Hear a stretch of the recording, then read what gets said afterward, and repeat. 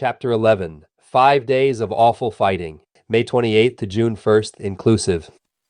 It is now well known that on Sheridan's return with his troopers to the Army of the Potomac, Meade was forced by facts to admit that his contumacious cavalry commander had fully accomplished all he promised to do. He had inflicted severe punishment upon the enemy's cavalry whenever and wherever met, killed their favorite general, and wrought great destruction to Confederate railroads and property. He had disconcerted and alarmed Lee, enabling Grant to move his great army in enormous trains with comparatively little molestation. Above all, he had inspired the Union cavalry with confidence not only in their leader, but in themselves, which proved of incalculable benefit in all subsequent service. The perfected morale in our own regiment was apparent. In a dozen or more successful charges, the Dragoons had impetuously swept the exultant enemy like cobwebs from before them. Instead of longer regarding the rebel cavalry as invincible, they now felt themselves better entitled to the claim of invincibility. Perhaps the greatest enjoyment afforded us in returning to the main army after our 2 or more weeks within the rebel lines was the receipt of letters from home. These missives of love and affection were received and read with great avidity. We sincerely hoped for a few days of rest, for all were tired, worn, and sleepy, having, according to Sheridan's official report, traveled nearly 300 miles, besides fighting several battles. But the next day, as we were trying to get a little sleep or answer our home letters, the clarion notes of the division bugle were heard sounding boots and saddles. Soon the call was heard in the regiment. The poor, jaded horses were saddled, officers and men buckled on their sabers, and we were off for an all-night ride, not upon a holiday excursion, but to meet in shock of battle a still fierce and defiant enemy, passing through an experience described in Major Smith's jottings as those awful days of fighting at Hawes Shop, Old Church, and Cold Harbor, which are stamped upon our memories as with fire. It should be stated that Colonel Gibbs, who, since the opening of the spring campaign, had been in command of the reserve brigade, had just been returned to his regiment and merit to the brigade. It appears that General Grant was mystified regarding Lee's movements, and his cavalry was sent out to get possession of the fords on the Pamunkey River and reconnoiter in various directions to learn what Lee was up to. About 3 a.m. of the 27th, we halted in the vicinity of Hanovertown Ferry, and holding our horses, lay down to catch a little much-needed sleep. In the morning, we crossed on pontoons and reconnoitered toward Richmond and Hanover Courthouse. Small detachments of the enemy's cavalry were met, but they usually kept their distance. That night, Captain Lehman's squadron, to which the writer belonged, picketed the road leading to Richmond and Hanover Courthouse with reserves at an old church. About sundown, our pickets were driven in pell-mell, but for some reason the reserves were not attacked. The greatest vigilance was observed all night, the horses being kept saddled and a vigilant guard thrown out. Some secured a little sleep by looping the halters around their arms. The following account of the Battle of Hawes Shop was written by an eyewitness the next morning. At 9 a.m., we were relieved by a squadron of the 10th New York Cavalry of Gregg's division, but had scarcely moved out when we heard the rebel yell, and a moment later saw the rebel cavalry dashing in on 3 roads.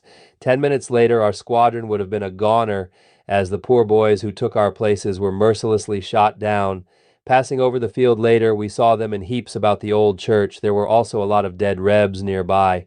I cannot describe in full the scene which followed, but instantly all was commotion among our troops. Regiment after regiment was dashing up and forming in line of battle. Gregg immediately turned and fiercely attacked them on the left. Only a few minutes later the colonel called out, "Orderly bugler, sound the charge," and away we went. Other regiments were swinging into line until it must have reached at least 2 miles. The batteries on both sides began their roar, and the screaming shells were flying thick and fast. We were dismounted and charged down into a deep ravine. As we came up on the other side, we ran almost into the rebel line. They must have been greatly surprised, for, as we rushed out of the thick bushes, they gave us a volley at short range, but did no damage.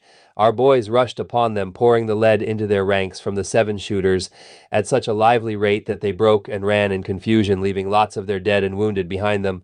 My business was to carry ammunition along the line, and I had a splendid opportunity to see the whole battle. I didn't get a scratch, but got as close a call as I cared for, one side of my blouse being shot away. How one ball could have torn it so badly I can't understand. Fortune favored us on the right, and our regiment suffered but little. The poor fellows on the left, however, suffered terribly, having had not only cavalry but a brigade of infantry to contend with. Colonel Gibbs does not know just what the loss on our side is, but thinks it cannot be less than 500, and the rebel loss must have been as great. About 9 p.m. the infantry came up and relieved us, and during the night we came over here near Newcastle, where I hasten to write this. They say this is Sunday, but no one would suspect it. I must tell you what a treat my mess had the other day, a big dish of strawberries and sugar, As we lay at Old Church, I got a rebel woman to pick me a quart, and what do you think she charged me? Only $50. Said that's what they were worth in Richmond in Confederate money, and she wanted that in greenbacks. She went into paroxysms of rage when I threw down 25 cents and bade her, "Good day, madam." On the 30th was fought the Battle of Old Church, or Metattaquin Creek. The struggle was for the possession of Cold Harbor, a strategic point greatly desired by both Grant and Lee. The engagement began about 4 miles north of that place, Devon's brigade having been attacked by a superior force as he was picketing the Metattaquin Creek. The old church where we had our picket reserve, I think, was known as Salem Church. With crayon, I drew a large spread eagle on the wall back of the pulpit, and in a scroll the words, "Compliments of 1st New York Dragoons." When the firing commenced, the dragoons were a mile or more distant and grazing their horses in a clover field. A courier dashed rapidly up to brigade headquarters, and instantly "Boots and saddles" was heard, followed by the call in all the regiments, and the entire brigade moved at a rapid gait up to Devon's support. Says Torbert, "The enemy was strongly posted on the south bank of the Metattaquin, a deep and in some places impassable stream. Here a sharp engagement ensued, and it was found necessary to put in the reserve brigade, Merritt's, and 2 regiments of Custer's. The enemy was driven from one position to another for a distance of 3 miles, ending in a retreat to Cold Harbor, and we bivouacked 1.5 miles from that place. This battle was regarded by Grant as of vast importance in paving the way for the occupancy of Cold Harbor, but before that could be accomplished, the cavalry passed through 2 of the severest conflicts of the war. To give our readers, inexperienced in battle, a better idea of how things appeared on the field, the following extract from a letter written during the progress of the battle is given. On the battlefield near Old Church, Virginia, May 30th, 1864. You may think this a strange place to be writing a letter with the dead and wounded around me and the saucy Rebs in full view, but you must bear in mind that during these busy days and nights of fighting, marching, and picketing, that if we write at all, we must snatch every opportunity. I had just got out my material to write when "Boots and saddles" sounded, but stuck a couple of sheets of paper in my pocket, and now as the line of battle has, for some reason, halted, I will write all I can. If my letters are crumpled in must and written with pencil, you mustn't complain, but be thankful to get any at all. Well, Uncle Tommy, as the Ninth boys called General Devon, got into a tight place, and we came up to help him out. As we hove in sight, the Johnnies were socking it to Devon's boys at a lively rate, but let me tell you, it didn't take Thorpe and Scott a month or even a minute to have us off our horses and making for them grayback scalawags on the double quick. The Rebs have become familiar with Colonel Thorpe's stentorian voice, and when they hear it, know it means 7 shooters backed up by the liveliest lot of lads they ever faced in battle. At all events, Thorpe had scarcely begun tooting his big steamboat whistle before the Johnnies in our front were seen breaking for the rear. Perhaps you imagine we go into battle with long, solemn faces and with fear and trembling. Well, it wasn't that way today. When the Rebs began to skedaddle, the boys set up a derisive yell and laughed till their sides ached to see them get. Someone yelled, "Hold on, Johnny, come back and take your pills," but as they refused our invitation, we had to dose them while on the canter. Occasionally, their officers will frantically rally them, but one good dose from the Spencers makes them turn tail, and away they go again. By the way, what do you imagine our boys are doing just now, shaking in their boots? Well, not much. We have now been halted about 20 minutes, and already some are stretched out sound asleep, some are playing cards, and some laughing and joking as though nothing unusual was going on. I see one man doing as I am, writing a letter, and another writing in his diary. The rebel line is in sight and within easy bullet range, but there is no firing unless someone moves about when they send a bullet whizzing this way. Between the 2 lines and about 15 rods away, a wounded Johnny is calling for help. "For God's sake, Yanks, come and help me." But the bugle is sounding the advance, and as the men rise, the lead begins to fly this way, so I must chuck this in my pocket and be off. Later. As the battle line moved forward, several of us buglers were ordered to assist in gathering up the wounded and aid the doctor, and this reminds me that after nearly a month's absence in the Potomac Army, Doc is back with us. We found more dead and wounded Rebs than of our men, and I particularly noticed that we found more along the track of the Dragoons than elsewhere. I talked with an intelligent wounded South Carolina sergeant, and when I told him I was a Dragoon, he replied, "Them New York Dragoons, gee whiz, we're getting pretty blamed well acquainted with them cusses and dread them worse than any regiment in the Yankee army. It was one of them that plugged me. The Rebs must have been reinforced, for after the halt they were more obstinate, but a savage charge was made along the whole line, resulting in a complete and demoralized rout. Our joy is clouded, however, as Corporal Barriger was fatally wounded in the breast, so we fear.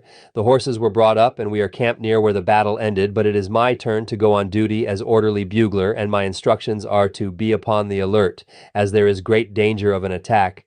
That means no sleep for me tonight. James. The struggle for Cold Harbor. As heretofore intimated, Cold Harbor was the bone of contention between Grant and Lee, and both were determined to secure it at all hazards. Already Lee had concentrated his cavalry there, and infantry were being pushed forward to their support. During the afternoon of May 31st, the advance on Cold Harbor began, our brigade, the reserve, taking the lead on the direct road. Devon's brigade was sent on another road, but for some reason, says Torbert, he failed to carry out his part of the program. We had scarcely gone half a mile before striking the enemy in force, and at once began the attack, Custer's brigade deploying on the left of ours. The 6th Pennsylvania was on the left of our regiment, and the 5th Regulars were supposed to be on our right. The enemy opened upon us with a severe determination, but when the Dragoons and the brave Michigan men of Custer's line opened upon them with their Spencers, they broke, as on previous occasions. They were pursued until they reached their breastworks, where they at once assumed the defensive and poured upon us a most withering fire. They had decidedly the advantage and could shoot us down like turkeys in a pen, while our shots were ineffective. Nothing now but a desperate charge could dislodge them, and the most difficult point to capture on the entire line was directly in front of the 1st New York Dragoons. On the brow of the hill above us ran a heavy rail fence, which, strengthened with logs and earth, made quite a formidable breastwork. Says Merritt, these works were too strong to be taken without great loss, if at all. The 1st and 2nd United States Cavalry were accordingly ordered to make a detour through the woods and turn the enemy's left flank. In the meantime, the 1st New York Dragoons and 6th Pennsylvania Cavalry occupied their attention in front, and here was accomplished a work of which everyone connected with the brigade is justly proud, a success by cavalry which has no parallel in this war. A single brigade contending with and taking from an enemy at least 3 times its number, and 1/3 infantry, a naturally strong position, and made doubly strong by artificial means. None of us will ever forget that occasion when Colonel Thorpe and Major Scott informed us that that hill must be taken, and ordered the advance, or rather led the advance, for they never said go. But come on, boys, it has always seemed a marvel how any of us escaped alive, for the shower of lead was simply terrific. But we went up the hill and up to the breastworks, pouring an irresistible fire into their ranks. As our boys leaped over, there were many hand-to-hand struggles. We, however, quickly routed and put them to flight, our regiment alone capturing 61 prisoners, including several officers. A comrade in Company 1 furnishes me the following thrilling incident, copied from one of his old letters. As we climbed the fence and began to gather up prisoners, a rebel captain struck a savage blow to crush Harry Wheeler's head. Harry threw up his carbine and partially warded off the blow, but got a hard whack on the neck. He then knocked the officer flat and ransacked his pockets. As he began to unbuckle his saber and revolver, the Reb sprang up, saying he refused to surrender to a private.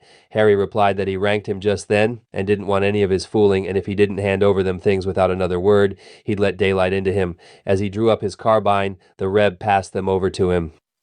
An incident also of this battle left such an impress on the memory of the writer that it is as vividly recalled as if of yesterday's occurrence. I was orderly bugler that day, and kept busy going from end to end of the line. Just over the left of our line, a wounded man called to me. He must have been of the 6th Pennsylvania. He presented a horrible sight. The left side of his face was shot away, and he had a ball through his body. The face was covered with blood, and the big blowflies had already got in their work. He was a fine, intelligent man with beard a la Burnside. Like all wounded men, he was thirsty, and I gave him water. Though suffering terribly, he coolly said, "My friend, I want to ask a favor of you and don't want you to refuse me. You see, I'm mortally wounded and there is no hope for me. I'm in awful agony and I want you to put your revolver to my temple and put me out of my suffering." When I told him I couldn't do it, he pleaded all the harder. I made him as comfortable as possible and, wetting my handkerchief, spread it over the wound with the promise that just as soon as possible I would get an opiate for him. I did so, but before I could get back, he had been picked up and taken away, but those glassy eyes and that "Oh, for God's sake, shoot me," have never been forgotten. Reader, Please do not get the impression that these incidents are in any sense imaginative, for no old soldier who passed through such trying ordeals as did the 1st New York Dragoons need have any occasion to draw on the imagination. On the contrary, no pen or brush can adequately portray the horrors of war as we so often saw them. Truly, truth is stranger than fiction. Among the wounded of the officers were Major Scott, Captains Thorpe and Leach, Lieutenants Burr and Burleson. Says Sheridan, Cold Harbor was now mine, but I was about 9 miles from our nearest infantry. My isolated position made me uneasy. I learned from prisoners that the balance of Hoke's division was en route for Cold Harbor and Kershaw near at hand. I notified General Meade that I had taken Cold Harbor, but could not hold it, and gave directions to withdraw, but received a dispatch from Meade to hold it at all hazard. Meade also informed him that he had dispatched the Sixth Corps to his aid. Says Willis J. Abbott in Battlefields in Victory, wearily the troops returned to their rifle pits. They had been on duty for 18 consecutive hours, marching, fighting, and marching again, but there was but the one thought, to hold the ground against any and all odds. Scarcely had the eastern sky begun to flush with the coming sun before the bullets of the Confederate sharpshooters began humming like bumblebees. The men in the trenches were ready and picked up their arms with alacrity. All night they had been working, reversing the rebel redoubts to face the other way. By the side of each man was a pile of cartridges that he might load and fire with greater rapidity. The center of the Union line was held by a New York regiment, the 1st New York Dragoons, and armed with repeating rifles, firing 7 shots without reloading. Twice the Confederates advanced boldly to the assault. "Hold your fire until they are close upon us," was the order passed along the Union line. Save for the Confederate cheers, there was perfect silence as the gray ranks swept forward to the assault. But when they came within point-blank range of the Union works, there was a crash of musketry, and the redoubt was hidden in yellow smoke. Cries of agony arose from the ranks of the assailants. The charge was checked for a time, but as the unhurt rallied and continued their advance, the repeating rifles in the Union center poured in their rapid and deadly volleys. Though the Confederate loss was heavy, their numbers were large, and their determination to drive Sheridan from his position indomitable. For 4 hours the battle raged, but at 9 o'clock the Sixth Corps, which had marched all night, appeared upon the scene, and the hard-pressed cavalrymen were relieved. It will thus be noticed that an impartial historian gives our regiment great credit for the Union's success in winning this very important battle. Torbert gives the reserve brigade the credit, as was done in nearly every instance, when, in fact, the Dragoons alone were entitled to the credit, they having done all the fighting. Merritt, however, in his report says, 2 severe charges were made by the enemy, but each time they were repulsed, and 2nd Cavalry did great and good service in the fight. Sergeant Walter H. Jackson, in charge of the Regimental Brass Band, who has kindly furnished several items of interest, thus writes, "In the early morning of June 1st, 1864, we were lying behind the slender barricade at Cold Harbor when 3 lines of rebel infantry marched toward our front. The first line consisted of Louisiana troops and wore blue uniforms similar to those of Union troops, but through a break in the line, the colonel discovered others dressed in gray and commanded, 'Give them HL, boys, they are rebels.' Turning to me, he said, 'Sergeant, give us some music.' We at once struck up Yankee Doodle.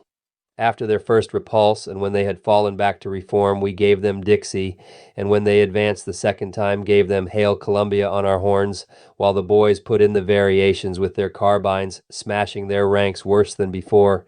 When they fell back this time, we played When Johnny Comes Marching Home Again. Not satisfied with what they had received, the plucky Rebs tried it again, we furnishing them with the red, white, and blue as they came up, and with the girl I left behind me as they went back, satisfied not to come again. Some of the 6th Corps boys came up to see the fight and were astonished to hear a band playing on the battle line. We all remember our brass band. Not only did they cheer us in camp, but materially aided us in time of battle by discoursing sweet music while we fought. The enemy we so successfully repulsed in the Battle of June 1st was Confederate infantry under Kershaw, while their cavalry equaled ours in number. It is no exaggeration to say that those brave Confederates under Kershaw were literally piled in heaps from the effects of our destructive fire. Says Lieutenant Flint, "To add to the horror of the scene, the woods took fire from exploding shells from Williston's battery, and the shrieks of the rebel wounded were first heightened, then stifled by the flames."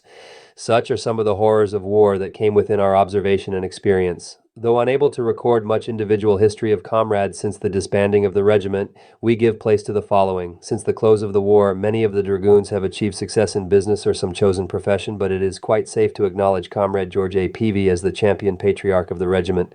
He writes, "I have a record second to none as to size of family, mine consisting of 12 boys and 3 girls, 15 in all. 8 of the boys belong to the sons of veterans. Now, comrades, who of our noble regiment can beat that record?"